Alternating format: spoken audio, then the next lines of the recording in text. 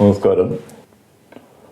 Arnold Schwarzenegger ജീവിത വിജയത്തിൻ്റെ പര്യായം ചാപ്റ്റർ 21 ഹാർട്ട് ട്രബിൾ.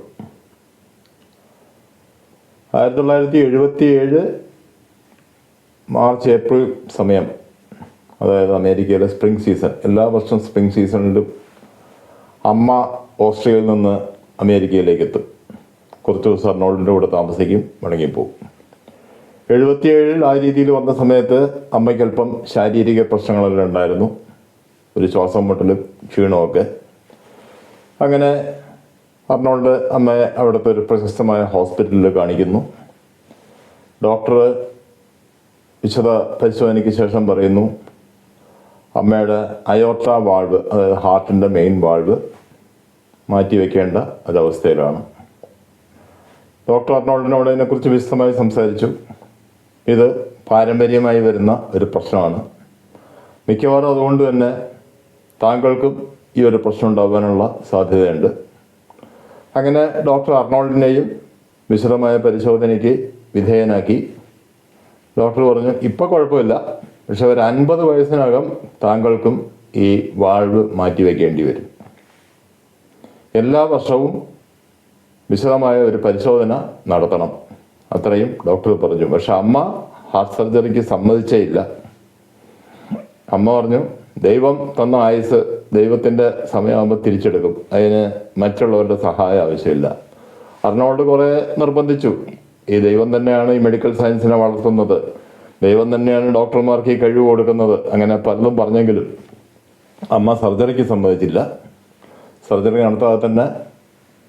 പക്ഷെ അമ്മ ഒരുപാട് വർഷം ജീവിച്ചു എന്നുള്ളത് വേറൊരു കാര്യം. പക്ഷെ അർണോൾഡിൻ്റെ അവസ്ഥ അതുമല്ല.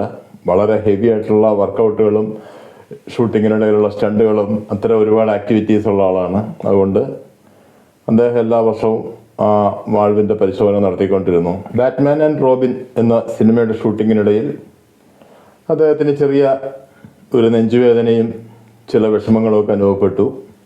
ഷൂട്ടിങ്ങിന് ശേഷം അദ്ദേഹം മെഡിക്കൽ ചെക്കപ്പിന് വിധേയനായി.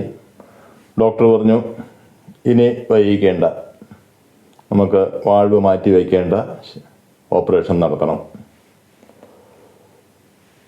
വേറെയും 1-2 ഡോക്ടർമാരെ സമീപിച്ചെങ്കിലും അവരും അതേ അഭിപ്രായം തന്നെയാണ്, ഓപ്പൺ ഹാർട്ട് സർജറി നടത്തിയേ പറ്റൂ. ഡോക്ടേഴ്സെല്ലാം അദ്ദേഹത്തിൻ്റെ ആരാധകരുമാണ്. അവർ പറഞ്ഞു, വാൾവ് 2 തരമുണ്ട്, സിന്തറ്റിക് വാൾവും ഓർഗാനിക് വാൾവും. സിന്തറ്റിക് വാൾവാണ് ഉപയോഗിക്കുന്നതെങ്കിൽ ബ്ലഡിൻ്റെ കട്ടി കുറയ്ക്കുന്നതിനുള്ള മരുന്നുകൾ ജീവിതകാലം മുഴുവൻ കഴിച്ചുകൊണ്ടിരിക്കണം. മാത്രമല്ല പിന്നീട് താങ്കൾക്ക് സ്റ്റണ്ട്, വർക്കൗട്ട് അങ്ങനെയുള്ള കാര്യങ്ങളൊന്നും ചെയ്യാൻ പറ്റില്ല. അതുകൊണ്ട് അത് നമുക്ക് വേണ്ട, ഓർഗാനിക് വാൾവ് തന്നെ നമുക്ക് പിടിപ്പിക്കണം. പിന്നെ ഒരു കാര്യം കൂടിയുണ്ട്, ഇതിൻ്റെ വിജയ ശതമാനം എന്ന് പറയുന്നത് 60%. 100 പേർക്ക് വാൾവ് പിടിപ്പിച്ചാൽ 60 പേര് രക്ഷപ്പെടും, 40 പേര് മരിച്ചു പോകും എന്നുള്ള ഒരു അവസ്ഥയാണ്. അത്തരം ഒരു റിസ്ക് ഉണ്ട്. അർണോൾഡ് പറഞ്ഞു, ഞാൻ ജീവിതത്തിൽ ഒരുപാട് റിസ്ക് എടുത്തിട്ടുള്ള ആളാണ്, അതുകൊണ്ട് അതെനിക്കൊരു വിഷയമല്ല. ആ സമയത്ത് കുടുംബത്തിലെ അവസ്ഥ പറഞ്ഞാൽ മറിയം 4ാമതും പ്രഗ്നൻ്റ് ആയിരിക്കുന്ന സമയമാണ്. അതുകൊണ്ട് ഇതൊന്നും മെറിയെ അർണോൾഡ് അറിയിച്ചിട്ടേ ഇല്ല. ഹാർട്ട് സർജറിയുടെ ഡേറ്റ് ഫിക്സ് ചെയ്തപ്പോൾ അർണോൾഡ് ഡോക്ടറോട് പറഞ്ഞു, നമുക്കൊരു കാര്യം ചെയ്യണം ഡോക്ടർ. ഡോക്ടർ ചോദ്യഭാവത്തിൽ നോക്കുമ്പോൾ അർണോൾഡ് വീണ്ടും പറയണം, അതായത് മറിയ ഇപ്പോൾ പ്രഗ്നൻ്റ് ആയിരിക്കുകയാണ്, അതുകൊണ്ട് തന്നെ ഇതൊന്നും അവൾ അറിയണ്ട. ഞാൻ ഒരു സിനിമയുടെ പ്രൊമോഷനായിട്ട് മെക്സിക്കോയിലേക്ക് പോകുന്നു എന്ന് പറയാം. അങ്ങനെ വീട്ടിൽ നിന്ന് ഇറങ്ങുന്നു, സർജറി കഴിയുന്നു. 5 ദിവസമാണ് ഡോക്ടർ പറഞ്ഞിരിക്കുന്ന ടൈം. 5 ദിവസം കഴിഞ്ഞ് ഡിസ്ചാർജ് ചെയ്താൽ അപ്പോഴേക്കും പക്ഷേ എൻ്റെ സ്കിന്നിൻ്റെ ടോണൊക്കെ മാറിയിട്ടുണ്ടാവും. കാരണം വെയിലൊന്നും കൊള്ളാതെ 5 ദിവസം ഹോസ്പിറ്റലിൽ കിടക്കുമ്പോൾ നമുക്കറിയാം നമ്മൾ കൂടുതൽ വൈറ്റ് കളേർഡായിട്ട് മാറും. അതുകൊണ്ട് ഒരു 2 ദിവസം ഒരു ഹോട്ടലിൽ റൂമൊക്കെ എടുത്ത് താമസിച്ച് ഒരുപാട് സൺ ടാനിങ് ഒക്കെ നടത്തി നോർമൽ കണ്ടീഷനായതിനു ശേഷം ഞാൻ വീട്ടിലേക്ക് പോകുന്നു. ആർക്കും കാര്യങ്ങളൊന്നും അറിയില്ല. ഡോക്ടർ അത്ഭുതത്തോടെ ഇങ്ങനെ നോക്കുകയാണ്. എന്നിട്ട് പറഞ്ഞ് ഇത്രയും പ്രധാനപ്പെട്ടൊരു സംഭവം നടക്കുമ്പോൾ അങ്ങനെയൊന്നും ചെയ്യാൻ പറ്റില്ല, മറിയ അറിഞ്ഞേ പറ്റൂ, മാത്രമല്ല വേണ്ടപ്പെട്ട ഒരാളുടെ കൺസെൻ്റ് ഇല്ലാതെ സർജറി ചെയ്യാൻ പറ്റില്ല, നമുക്കും അറിയാതെ. അങ്ങനെ അവസാനം മെറിയയോട് വളരെ കാഷ്വലായിട്ട് പറഞ്ഞു, പണ്ട് അമ്മയെ ചെക്കപ്പ് ചെയ്തപ്പോൾ ഡോക്ടർ പറഞ്ഞില്ലേ എനിക്കും ഒരു ഹാർട്ട് സർജറി വേണ്ടി വരുമെന്ന്, എന്തായാലും ഇപ്പം അതങ്ങ് ചെയ്താലോ എന്ന് വിചാരിക്കുന്നു. മെറിയ ഇങ്ങനെ അത്ഭുതത്തോടെ നോക്കുകയാണ്. അപ്പോൾ ഞാൻ ഈ ഇടയ്ക്കൊരു ഡോക്ടറെ കണ്ടിരുന്നു, ഒരു ഡേറ്റൊക്കെ അവരിങ്ങനെ പറയുന്നുണ്ട്. അവസാനം 1997 ഏപ്രിൽ മാസത്തിൽ ഹാർട്ട് സർജറി ഡേറ്റ് ഫിക്സ് ചെയ്തു. എന്തും ഡിഫറൻ്റായി ചെയ്യുന്ന ആളായിരുന്നു, നമുക്കറിയാം. ഹാർട്ട് സർജറിയുടെ തലേ ദിവസവും വളരെ ഡിഫറൻ്റായിട്ട് തന്നെയായിരുന്നു കാര്യങ്ങൾ ചെയ്തത്. തലേ ദിവസം അദ്ദേഹം വീട്ടിലേക്ക് ഫ്രാങ്കോ കൊളംബടക്കം കുറച്ച് ഫ്രണ്ട്സിനെയൊക്കെ വിളിച്ചു. അവർ ഒന്നിച്ച് കുറച്ച് നേരം ഗോൾഫ് കളിച്ചു. അത് കഴിഞ്ഞ് സ്വല്പം ബ്രാൻഡി ഒക്കെ കഴിച്ച് കിടന്നൊന്നുറങ്ങി. പുലർച്ചെ 4 മണിയായപ്പോൾ മെറിയ അവരുടെ ഫാമിലി കാറിൽ അർണോൾഡിനെ കയറ്റി മെറിയ ഡ്രൈവ് ചെയ്ത് ഹോസ്പിറ്റലിലെത്തി. ഹോസ്പിറ്റലിൽ ഈ വിവരം പുറത്തറിയിക്കരുത് എന്ന് മുന്നേ ചട്ടം കെട്ടിയിരുന്നു. ഇത്രയും പ്രശസ്തനായ ഒരു മനുഷ്യനാകുമ്പോൾ അതിനനുസരിച്ച് ധാരാളം ഗോസിപ്പുകൾ വേറെ വരും. അത് ഒഴിവാക്കാനായിട്ട് വളരെ സീക്രട്ടായിട്ടായിരുന്നു ഹാർട്ട് ഓപ്പറേഷൻ കഴിഞ്ഞത്. ഹാർട്ട് ഓപ്പറേഷൻ്റെ അന്ന് അർണോൾഡ് ശരിക്ക് ഒരു ഈ അനസ്തേഷ്യ കഴിഞ്ഞ സർജറി നടക്കുന്ന സമയത്ത് സ്വല്പം മാനസികമായ അസ്വസ്ഥതകൾ, അത് അദ്ദേഹത്തിന് തോന്നിയത് ബാറ്റ്മാൻ്റെ മേക്കപ്പ് ടൈമിൽ വയ്ക്കുന്ന ആ മുഖം മൂടിയുടെയും മറ്റ് സെറ്റപ്പുകളുടെയൊക്കെ നിർമ്മാണവേളയിൽ അനുഭവിച്ച പോലൊരു ഫീലിംഗാണ്.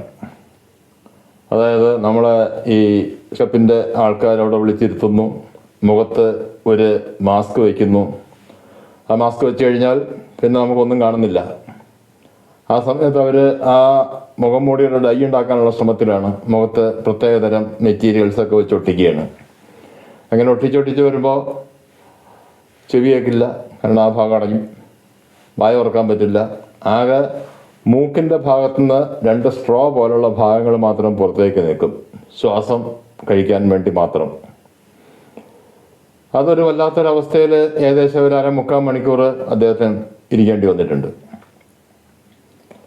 ആ ഒരു സമാനമായ അവസ്ഥ ഈ അനസ്തേഷ്യ കൊടുത്തു കഴിഞ്ഞ് ഓപ്പറേഷൻ നടത്തുന്നതിന് മുൻപായിട്ട് അദ്ദേഹത്തിന് അനുഭവപ്പെടുന്നു. അതായത് ചുറ്റും ഡോക്ടേഴ്സ് മാസ്ക് ഒക്കെ ഇട്ട് അങ്ങനെ നിൽക്കുന്ന ഒരവസ്ഥ, വളരെയധികം വളരെ കൺജസ്റ്റഡ് ആയിട്ടുള്ളൊരു ഫീല്. കുറേ സമയം കൊണ്ട് സർജറി കഴിഞ്ഞു റൂമിലേക്ക് മാറ്റി. അപ്പോൾ സർജറിക്ക് മുമ്പേ ചില കാര്യങ്ങൾ ആലോചിക്കുന്നുണ്ടായിരുന്നു. സർജറി കഴിഞ്ഞ് എന്തായാലും കുറേ നേരം അബോധാവസ്ഥയിലായിരിക്കും. എഴുന്നേറ്റാൽ ഉടനെ കുറച്ചു നേരം ഹോസ്പിറ്റലിൻ്റെ അപ്സ്റ്റെയറിൽ ഒരു ചെറിയൊരു സ്പോർട്സ് ആക്ടിവിറ്റീസിനുള്ള സൗകര്യമുണ്ട്, അവിടെ പോയി ഗോൾഫ് കളിക്കണം. ഇതൊക്കെയാണ് പ്ലാന്. ഇത് സംഭവിച്ചത് സർജറി കഴിഞ്ഞു, റൂമിലേക്ക് കൊണ്ടുവന്നു, കുറച്ച് കഴിഞ്ഞ് ഒന്ന് ഉണർന്നു. ആ സമയത്തൊന്ന് നോക്കി മെറിയ അവിടെ ഇരിപ്പുണ്ട്, വീണ്ടും വളരെ പെട്ടെന്ന് ഉറങ്ങിപ്പോയി. അടുത്ത ദിവസം രാവിലെയാണ് പിന്നെ ഉണരുന്നത്. ഇപ്പോൾ ഗോൾഫ് കളിയില്ല, കാര്യങ്ങളുമില്ല. ഏതായാലും ഈ സർജറി കഴിഞ്ഞ് അന്ന് പിറ്റേ ദിവസം വൈകുന്നേരം ആയപ്പോൾ ശക്തമായ ചുമ അനുഭവപ്പെടുകയാണ് അർണോൾഡിന്. ചുമയും ഒരു ശ്വാസം മുട്ടലും.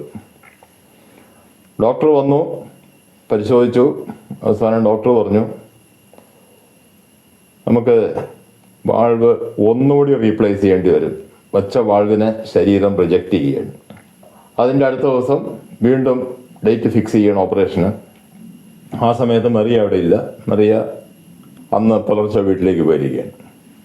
വീണ്ടും അർണോൾഡ് ചോദിച്ചു, ഇനിയും മറിയ അറിയിക്കണം, ഒന്നാമത് പ്രഗ്നൻ്റ് ആയിരിക്കുന്ന സമയമാണ്. ഡോക്ടർ പറഞ്ഞു തീർച്ചയായിട്ടും വേണം, പറ്റില്ലാതെ പറ്റില്ല. അങ്ങനെ മറിയയെ വിളിച്ചു. മറിയൊക്കെയാണെങ്കിൽ അപ്പോൾ ഈ ഒരു വാൾവിനെ ശരീരം റിജക്റ്റ് ചെയ്യുന്നു എന്ന് പറയുമ്പോൾ ആകെ ഒരു ടെൻഷൻ. അങ്ങനെ അവരുടെ സഹപ്രവർത്തകയായ മറ്റൊരു ലേഡിയുമായിട്ടാണ് മറിയ രണ്ടാമത് വരുന്നത്. എന്തായാലും രണ്ടാമത്തെ സർജറി കുഴപ്പമില്ലാതെ നടന്നു. അതിനുശേഷം അർണോൾഡ് ഓക്കെ ആയി. ഡോക്ടർ ഡിസ്ചാർജ് ചെയ്യുന്ന സമയത്ത് പറഞ്ഞു, ഇനി പഴയ രീതിയിൽ ഹെവി വർക്കൗട്ട് ചെയ്യരുത്, ലൈറ്റ് വെയിറ്റ് മാത്രം എടുത്ത് എക്സസൈസ് എടുക്കുക. അതിൽ വേറൊരു കാര്യമുണ്ട്, അദ്ദേഹത്തിൻ്റെ ലൈറ്റ് വെയിറ്റ് എന്ന് പറഞ്ഞാൽ നമുക്കൊക്കെ വളരെ ഹെവി ആയിരിക്കും. അത്രയും ഹെവി വെയിറ്റുകളെടുത്ത് വർക്കൗട്ട് ചെയ്തിരുന്ന ആളാണ്. അതും ജന്മന ട്രബിളുള്ള ഒരു ഹാർട്ടും വെച്ചുകൊണ്ട്.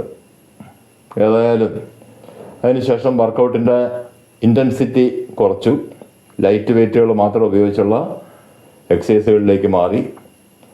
ബാക്കി കാര്യങ്ങൾക്കൊന്നും റെസ്ട്രിക്ഷൻ ഇല്ല, ബാക്കിയുള്ള എറോബിക് എക്സസൈസുകളെല്ലാം ചെയ്യാം. സിനിമയിൽ സ്റ്റണ്ട് കാണുക, അതിനൊന്നും കുഴപ്പമില്ല. ഹെവി വെയിറ്റ് എടുത്തുള്ള വെയിറ്റ് ട്രെയിനിങ് മാത്രം ഒഴിവാക്കി. വളരെ രഹസ്യമായിട്ടാണൊക്കെ ഓപ്പറേഷൻ നടത്തിയെങ്കിലും ഓപ്പറേഷൻ കഴിഞ്ഞ് ഡിസ്ചാർജ് ആകുമ്പോഴേക്കും സംഭവം അമേരിക്കയിലൊരു പബ്ലിക് ന്യൂസായി മാറി. ഹോസ്പിറ്റലിൽ പലരും വരികയും പോവുകയൊക്കെ ചെയ്യുന്നതാണ്. എല്ലാവരും കണ്ടാൽ തിരിച്ചറിയുന്നൊരു മനുഷ്യനാണല്ലോ. അതുകൊണ്ട് തന്നെ സിനിമാ മേഖലയിലും മറ്റ് സ്ഥലങ്ങളിലുമൊക്കെ അർണോൾഡ് ഹോസ്പിറ്റലൈസ്ഡായി. പിന്നെ അതിന് പല ഉപചോദ്യങ്ങൾ, ചാനലുകളിൽ ചർച്ചയിൽ പങ്കെടുക്കുന്നവർ ഈ സർജറി ചെയ്ത ഡോക്ടർ ആരാണെന്ന് പോലും അറിയില്ല. എന്നാലും അവരിരുന്ന് അവരുടെ അഭിപ്രായങ്ങൾ അങ്ങനെ പറയും. ഇനിയിപ്പോൾ അങ്ങോട്ട് കഴിഞ്ഞു, സിനിമയിലൊന്നും ഇനി അഭിനയിക്കാൻ പറ്റില്ല, സ്റ്റണ്ടിനെ കുറിച്ചൊന്നും ആലോചിക്കുകയേ വേണ്ട, ഈ രീതിയിലൊക്കെയാണ് പിന്നെ അങ്ങോട്ട് ചാനൽ ചർച്ചകൾ നടക്കുന്നത്. അതിൻ്റെ ചില ആഫ്റ്റർ എഫക്ട്സ് അദ്ദേഹത്തിൻ്റെ സിനിമാ കരിയറിൽ കാണുകയും ചെയ്തു. അദ്ദേഹത്തിൻ്റെ 97 തുടങ്ങാനിരുന്ന പല സിനിമാ പ്രോജക്റ്റുകളും നിർമ്മാതാക്കൾ ഉപേക്ഷിക്കുന്നു. ആദ്യം അദ്ദേഹത്തിന് എന്താണെന്ന് മനസ്സിലായില്ല, പിന്നെയാണ് മനസ്സിലായത് ഈ രീതിയിലുള്ള വാർത്തകളാണ് അവിടെ പ്രചരിച്ചുകൊണ്ടിരിക്കുന്നത്. ടെർമിനേറ്റർ 3 എന്ന സിനിമയുടെ ഷൂട്ടിംഗ് മാറ്റിവെച്ചു. അതുകൂടാതെ ആ സമയത്ത് അദ്ദേഹം നായകനായിട്ട് പ്ലാൻ ചെയ്തിരുന്ന പല സിനിമകളും മറ്റ് ചില നായകന്മാർ അഭിനയിച്ച് ഷൂട്ട് ചെയ്തു. അങ്ങനെ മാനസികമായി അല്പം വിഷമം ആ സമയത്തുണ്ടായിരുന്നു. പക്ഷേ അതൊന്നും അദ്ദേഹത്തിൻ്റെ സാമ്പത്തികത്തിനെ ബാധിച്ചിട്ടില്ല. കാരണം ഓൾറെഡി നല്ല രീതിയിൽ ബിസിനസ് മുന്നോട്ട് പോകുന്നുണ്ട്. അതിപ്പോൾ ആൾ ഹോസ്പിറ്റലിൽ കിടന്നാലും ഇല്ലെങ്കിൽ അതെല്ലാം കറക്റ്റായ രീതിയിൽ നടക്കുന്നുണ്ട്. ഈ ഓപ്പറേഷൻ്റെ സമയത്ത് അദ്ദേഹത്തിൻ്റെ സ്വത്തുക്കളുടെ വാല്യൂ എന്ന് പറയുന്നത് ഏകദേശം $10 കോടി. ഒരു സിനിമാ നടനെ സംബന്ധിച്ചിടത്തോളം വളരെ വലിയ ഒരു ആസ്തിയാണത്. മാത്രമല്ല ബോഡി ബിൽഡിംഗ് ഫീൽഡിൽ നിന്ന് അത്രയും ആസ്തിയുള്ള ആരുമില്ല. ഒരുപാട് ബോഡി ബിൽഡിംഗ് സീസണിന് ശേഷം സിനിമകളിൽ അഭിനയിച്ചിട്ടുണ്ട്. അവർക്കാർക്കും ഇത്തരം ഒരു ആസ്തി ഉണ്ടാക്കാൻ കഴിഞ്ഞിട്ടില്ല. മറ്റുള്ള ബിസിനസ്സുകളെല്ലാം നല്ല രീതിയിൽ മുന്നോട്ട് പോകുന്നുണ്ട്. ആ സമയത്താണ് അദ്ദേഹത്തിന് മറ്റൊരു പ്ലാൻ, പുതിയൊരു ബിസിനസ് മേഖലയിലേക്ക് കടക്കണം. നിലവിലുള്ള ബിസിനസ്സുകളൊക്കെ കൂടാതെ റിയൽ എസ്റ്റേറ്റ് ഉണ്ട്, മെയിൽ ഓർഡർ ബിസിനസ് ഉണ്ട്, ഹോട്ടൽ ബിസിനസ് ഉണ്ട്. ഇതൊന്നും കൂടാതെ പുതിയൊരു മേഖലയിലേക്ക് കടക്കണം. എന്തായാലും ഇപ്പോൾ ഷൂട്ടിംഗ് ഒന്നുമില്ല, നമുക്ക് ഒരുപാട് ആലോചിക്കാൻ സമയമുണ്ട്. അങ്ങനെ അദ്ദേഹം ഇത് ആലോചിച്ച് കണ്ടുപിടിച്ച അടുത്തൊരു ബിസിനസ് ഫീൽഡാണ് വിമാനം വാങ്ങിക്കുക എന്നുള്ളത്. ബോയിങ് 747 എന്ന ഒരു വിമാനം വാങ്ങിക്കുവാൻ അദ്ദേഹം തീരുമാനിക്കുന്നു. കാരണം അന്നും ഇന്നും മിക്കവാറും സർവീസ് ഓപ്പറേറ്റേഴ്സൊന്നും സ്വന്തമായി പ്ലെയിൻ ഉള്ളവരല്ല. അവരൊക്കെ പ്ലെയിന് ലീസിനെടുത്താണ് സർവീസ് നടത്തുന്നത്. സാധാരണഗതിയിൽ 8 വർഷത്തേക്കായിരിക്കും ലീസ് എഗ്രിമെൻറ്റ്. ആ സമയത്തുള്ള മെയിൻ്റനൻസ് എല്ലാം സർവീസ് ഓപ്പറേറ്റർ തന്നെ ചെയ്യണം എന്നുള്ള രീതിയിലേക്ക് ആയിരിക്കും ലീസ് എഗ്രിമെൻറ്റ്. അപ്പം അത്തരം ഒരു ബിസിനസ്സിലേക്ക് കിടക്കാൻ അദ്ദേഹം തീരുമാനിച്ചു. അതിനു വേണ്ടി ഒരുപാട് ചർച്ചകളൊക്കെ നടത്തി. ഏകദേശം $12 കോടി $15 കോടി ഇടയിലാണ് ഒരു വിമാനത്തിൻ്റെ വില. അതിൻ്റെ പല സൗകര്യങ്ങൾക്കനുസരിച്ച് വിലയിൽ മാറ്റങ്ങളൊക്കെ വരും. അതിൽ ഏകദേശം $1 കോടി നമ്മളാദ്യം മുടക്കിയാൽ മതി, ബാക്കി ബാങ്ക് ലോൺ കിട്ടും. പക്ഷേ ആ ബാങ്ക് ലോണ് കൃത്യമായി തിരിച്ചടയ്ക്കണം, അതിനുള്ള വരുമാനം ഉറപ്പാക്കണം. ആ സമയത്ത് അദ്ദേഹം പല ബിസിനസ് മേഖലയിലുള്ള ആൾക്കാരോട് സംസാരിച്ചതെന്ന് മനസ്സിലായി, സിംഗപ്പൂർ എയർലൈൻസിന് ആ സമയത്ത് വിമാനം ലീസിനെടുക്കേണ്ട ആവശ്യമുണ്ട്. അവരുമായി ചർച്ച നടത്തി. അതിൻ്റെ ഫലമായി ഒരു ബോയിങ് 747 വിമാനം അർണോൾഡ് സ്വന്തമായിട്ട് വാങ്ങിച്ചു. ഹാർട്ട് സർജറിക്ക് ശേഷം അദ്ദേഹത്തിന് കുറെ കൂടി ശരീരത്തിന് ശക്തി വന്നതുപോലെ കാരണം ബൈ ബർത്ത് കംപ്ലൈൻ്റ് ഉള്ള ഒരു വാൾവാണ് മാറ്റിവെച്ചത്. അപ്പോൾ അതിൻ്റെ പ്രവർത്തനം ഒന്നുകൂടി കൂടി. അപ്പോൾ ശരിയായൊരു ഹാർട്ടാണ് അദ്ദേഹം ജനിച്ചിരുന്നതെങ്കിൽ അദ്ദേഹത്തിൻ്റെ ബോഡി ബിൽഡിംഗ് ലെവലും വെയ്റ്റ് ലിഫ്റ്റിംഗ് ലെവലും ഒക്കെ ചിലപ്പോൾ വേറൊരു ലെവലിലായിരുന്നേനെ. സാമ്പത്തിക കാര്യങ്ങളിൽ അദ്ദേഹം എപ്പോഴും അച്ചടക്കം പാലിച്ചിരുന്നു. പൈസ ഉണ്ടാക്കുന്നതിനോടും ചിലവാക്കുന്നതിനോടൊപ്പം ഇൻവെസ്റ്റ് ചെയ്യണം. ഇൻവെസ്റ്റ് ചെയ്യുമ്പോൾ ഒരു പോളിസി, $1 ഇൻവെസ്റ്റ് ചെയ്താൽ $2 ഉണ്ടാക്കണം. ആ രീതിയിലുള്ള ബിസിനസ്സുകളിൽ അദ്ദേഹം ഏർപ്പെട്ടിരുന്നു. അതിൽ തന്നെ ഒരു കാര്യം അദ്ദേഹം പ്രത്യേകം ശ്രദ്ധിച്ചിരുന്നു, ഒരിക്കലും ഫിനാൻസ് മാനേജ്മെൻറ്റ് മറ്റുള്ളവരെ ഏൽപ്പിച്ചിരുന്നില്ല. കാരണം അദ്ദേഹം അമേരിക്കയിൽ തന്നെയുള്ള പല സെലിബ്രിറ്റീസിൻ്റെയും സാമ്പത്തിക തകർച്ച നേരിട്ട് മനസ്സിലാക്കിയ ഒരാളാണ്. ലോക ടെന്നീസ് ഇതിഹാസമായിരുന്ന ബ്യോൺ ബോർഗ്, ബോക്സിംഗ് ഇതിഹാസം മൈക്ക് ടൈസൺ, ഇവരെല്ലാം ജീവിതത്തിൻ്റെ ഒരു ഘട്ടം എത്തിയപ്പോൾ സാമ്പത്തികമായിട്ട് ഒന്നുമില്ലാതായിപ്പോയി. കോടികൾ കണക്കിന് ഡോളർ ഉണ്ടാക്കി അവർക്കെല്ലാം പറ്റിയ അബദ്ധം ഇതായിരുന്നു, അവർ സാമ്പത്തിക കാര്യങ്ങൾ മുഴുവൻ ഒരു ഫിനാൻസ് മാനേജറെ ഏൽപ്പിക്കുന്നു. കുറച്ച് ദിവസം കഴിയുമ്പോൾ മാനേജർ പറയുന്നു, അത് നമ്മുടെ ഇൻവെസ്റ്റ്മെൻറ്റ് ശരിയായില്ല, വൻ നഷ്ടം വന്നു. ഇതൊക്കെ പറയുമ്പോഴും അർണോൾഡ് നേരിട്ട് കണ്ടിരുന്ന ഒരു കാര്യമുണ്ട്, ഈ താരങ്ങളെല്ലാം ബെൻസ് കാറിൽ സഞ്ചരിക്കുമ്പോൾ മാനേജർമാർ റോൾസ് റോയ്സിലായിരിക്കും സഞ്ചരിക്കുക. കാരണം ഇവരുടെ പൈസ മിസ്യൂസ് ചെയ്ത് അവർ സ്വന്തം സമ്പാദ്യം ഉണ്ടാക്കുകയായിരുന്നു. അങ്ങനെ അല്ലാതെ ഫിനാൻസ് മാനേജേഴ്സ് കൈകാര്യം ചെയ്തിരുന്നൊരു സ്ഥാപനം ഉണ്ടായിരുന്നു. അത് പ്ലാനറ്റ് ഹോളിവുഡ് എന്ന പാർട്ട്ണർഷിപ്പിൽ തുടങ്ങിയ ഹോട്ടൽ. സിൽവസ്റ്റർ സ്റ്റാലിനും ബ്രൂസ് വില്ലിസും അർണോൾഡും പാർട്ട്ണർഷിപ്പിൽ തുടങ്ങിയ ഹോട്ടലിന് ഒരു ബിസിനസ് മാനേജരും ഒരു ഫിനാൻസ് മാനേജറും ഉണ്ടായിരുന്നു. അവർ ചേർന്നൊരു തീരുമാനം എടുത്തു, ഹോട്ടലിന് കൂടുതൽ ബ്രാഞ്ചസ് തുടങ്ങണം. ആ കാലയളവിൽ ഓരോ രാജ്യത്തിൻ്റെയും പ്രധാനപ്പെട്ട 1-2 സിറ്റിയിൽ ഈ ഹോട്ടലിന് ബ്രാഞ്ചസ് ഉണ്ട്. അതിൻ്റെ ഒരു മെയിൻ അട്രാക്ഷൻ, വളരെ ചിലവേറിയൊരു ഹോട്ടലാണ്, പക്ഷേ ആ ഹോട്ടലിലേക്ക് ആൾക്കാർ വരുന്നതിൻ്റെ ഒരു മെയിൻ അട്രാക്ഷൻ എന്താണെന്ന് വെച്ചാൽ,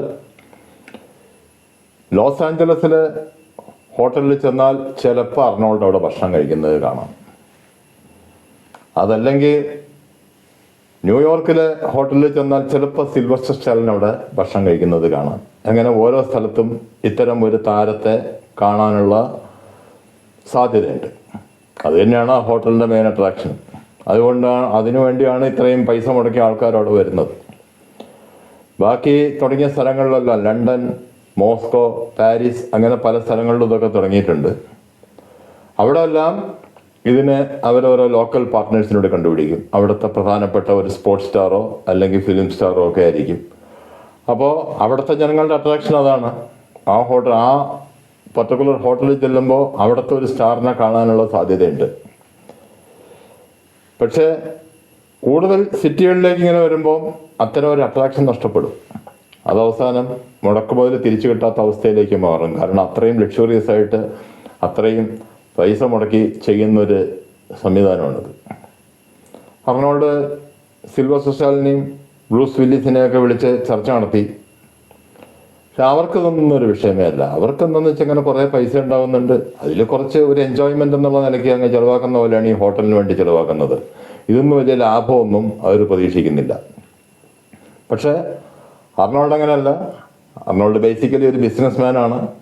അദ്ദേഹം ആ മാനേജേഴ്സിനെ തന്നെ പിന്നെ നേരിട്ട് വിളിച്ചു, സംസാരിച്ചു, കാര്യങ്ങളൊക്കെ പറഞ്ഞ് മനസ്സിലാക്കി. അതിനിടയിൽ അവർ സൗദി അറേബ്യൻ പ്രിൻസുമായിട്ടടക്കം ഒരു ഡീലിൽ ഒപ്പിട്ടിരുന്നു. സൗത്ത് ഈസ്റ്റ് ഏഷ്യയിലുള്ള ഒരുപാട് രാജ്യങ്ങളിൽ ഇതിൻ്റെ ബ്രാഞ്ചസ് തുടങ്ങാൻ ആ എഗ്രിമെൻ്റൊക്കെ ക്യാൻസൽ ചെയ്തു. പഴയ രീതിയിൽ വൻകിട സിറ്റികളിൽ വൻകിട സ്റ്റാറുകളുടെ പാർട്ടിസിപ്പേഷനോടുകൂടി മാത്രം ആ ഹോട്ടൽ എന്നുള്ളൊരു തീരുമാനത്തിലെത്തി.